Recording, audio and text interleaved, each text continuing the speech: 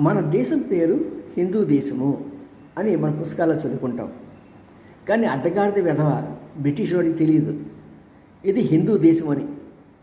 పలకటం రాక నోరు తిరక్క ఆ అడ్డగాడిద దీన్ని ఇండియా ఇండియా ఇండియా అన్నాడు.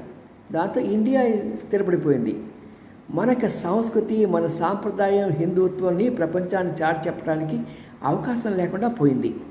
ఇది ఒక ఎత్తు అయితే, ఇంకోటి ఏంటంటే ఇప్పుడు మన పక్కన ఉన్నటువంటి సముద్రం ఉంది కదా, మన హిందూ సముద్రం, అది మనదే సొంతం, మన సొంతం.